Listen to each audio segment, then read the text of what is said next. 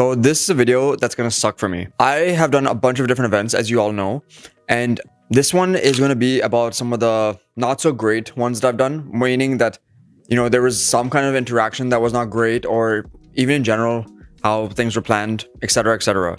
Not gonna give too many specific details because to get into it right away, I don't want to have any cyberbullying. I don't want to have any harassment from anyone, from them themselves, or like from anyone giving it to them. Don't believe in that. I just want to be genuine. I want to say what can help all of you because I've already gone through something like this and it sucks going through it. But when you have someone who basically has done that, it's helpful so you can avoid it later on. So first off, there's this one that I did, which I used a Steadicam, and it was something that was a decently big area. And honestly speaking, there was a lot of different things I could take videos of because I was hired for video. Wasn't for too long either, but yeah, this couple for the most part was okay there. Had everything at pretty much one spot outside, and the problem is that it was a more cramped area. Now, yeah, they had some coordination, they had some rehearsal stuff that they were doing, but I wasn't too cued in onto that, and even if I was, it wasn't enough for the time that I was there for. Like, it was just for a few things, and you know, some of the stuff they kind of did mess up because they were entering from different spots, or like they were, you know, doing stuff that I wouldn't necessarily be able to record from the way that they wanted, etc. But the main complaint was that, you know, maybe I could have done things slightly differently. I'm not gonna get too into it, like I said, but some things could have been a little bit different. But now going to the second one, there's one couple who was saying, oh, you know, kind of screwed up everything and things were shaky, things were different. I was actually shooting most of it handheld, but this was like in a place that's not a banquet hall, but something slightly different, a little bit more affordable. And for context, this couple kind of wanted, well, honestly, kind of the bride, because I didn't talk to the guy that much, but she kind of wanted the best like package that I offered for the basic price, like the lowest price, which made no sense. It's like asking for like a cinematic movie, but paying for like I don't know, like a YouTube video, like an amateur YouTube video. So that's another thing that kind of sucked. Now the last one, this one's kind of crazy, but yeah. So they didn't really pay me what I was asking. Even to this day, they haven't. Despite promising. But also like they had like, honestly, they did everything like kind of last minute. They also wanted a bunch of different things, and honestly, for me to rent like a camera or like do some things that they kind of told me last minute as well, so I couldn't even like go and do it. Different things like that. I by the way, for all these I had a contract, so like I wasn't just going open-ended. I actually had a contract to make sure that at least some things were set as ground rules. But yeah, they said they didn't like the work, etc., etc. They actually had me for 2 days, and honestly, I was considering what they paying me. It was basically pennies, and I had some experience by then, so you know, I wasn't supposed to be making what they paid me, but whatever. At this point, it's just history. It's a stepping stone, I guess, at this point, a rite of passage, whatever it is. But yeah, so in a nutshell, those are the 3 stories that I wanted to tell you. But there's one commonality in all these, which is why I'm bringing all these. But yeah, that's those stories in a nutshell. There's actually one commonality between all these that I want to show you as a lesson, because, you know, these all share one thing. And that is that these clients specifically, especially with the second one, as you heard, that one thing I pointed out, these were all cheap clients. Now, some of them were for like short amounts of time, but some of them were like, honestly, they were expecting a lot, and you know, they weren't kind of getting like paying me accordingly for it.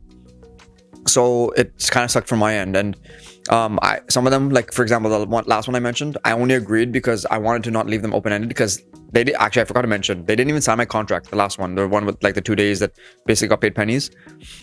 So I technically didn't have any obligation to be there, but being professional, or at least at that point I wanted to also become more professional.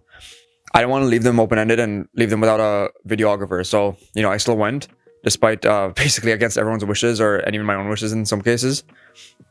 And yeah, that one ended in a shouting match, by the way. Kind of going out a little heavier, but just throwing stuff in there as I think about it. But yeah, so these clients were kind of cheap.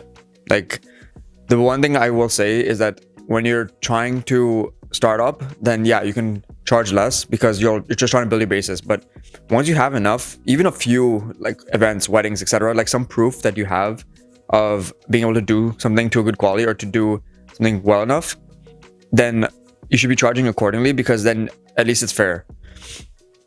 And I realized that especially with a certain threshold of price, depending on your skill level as well and the work that you can show, people are more likely to pay it and less likely to complain. Because when you have penny pinchers or people who are just like browsing on certain platforms that are also known for deals and other stuff like that, yeah, you're gonna find people who are gonna just want to get everything on the sun but not pay for it, or people who want to use leverage as, oh, you know, I've known you for a couple of years, or your friend, etc. I've gone through all of this, trust me. Like, it's not fun to go through, but people are going to try to pull everything to basically get what they want, but to sort of help you as well. I'm not saying everyone's bad, by the way. I'm just saying that these are stepping stones to get to like the point where you can charge what you want and people should pay it, and there should be no real argument, or like they're happy with it, there's not many revisions, etc. So thankfully I'm at that point now where there's a lot less revisions. There's maybe a few, because nothing's ever really perfect when you send it to someone. But again, like, it's not like you go redo the entire thing, or like go and, you know, refund us or something, etc.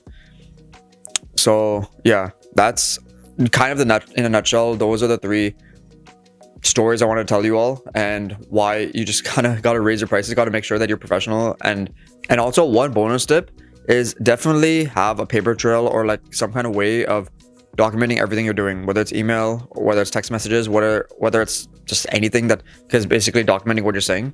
Because you want to make sure that if someone is saying you didn't do something, you can at least go back and refer to it and say like, no, I actually did it, or I said I was going to do this, etc. Or I'm waiting because you haven't done this for me. Like, if you're waiting for someone to choose moments and then they're saying like, why haven't you sent it to me yet? It's because they're waiting for you, or they're waiting for music so you can edit it completely. So make sure you keep certain things in mind. And other bonus tip is, no one is really ever obligated to hire you. So if you are expecting a friend to let you shoot their wedding or some kind of event that they're having or something or another, I've had a few friends where like they're saying, can you come to this event? But they full well know that I'm doing photography, videography. So don't ever get mad at stuff like that, because yeah, it might sting a little bit that they're not having you there, but maybe they want you as like a guest of honor, or maybe they want you there just in general. But point is that do not get mad at that, because they have something else in mind, or they may not even be considering you. But at least the thing is that you're not gonna have the stress of potentially screwing up there and not having that friend there, or just in general, you are just having that stress at the event, so you're not able to enjoy it. So just remember that these are a few things that will help you remain professional and will help you in the long run when you're doing events. But just bear in mind, especially when you get to ones that are higher luxury and you have the resources and facilities, when you have the resources and facilities to make it happen a lot easier, you're probably going to be a lot less stressed, because all these things are set up and you are pretty well, because you're already set up and you're less stressed in general. So I know that video had a little bit more of a serious note, but kind of just wanted to give you some stuff to think about. So if you want to see another cool video, be sure to look at this video over here, or check out the channel right over here. Also, if you want to hit me up on socials or ask anything or let me know about anything, it'll be somewhere on screen now. You can also let me know in the description or comments down below. I really hope to see you in the next video. Peace.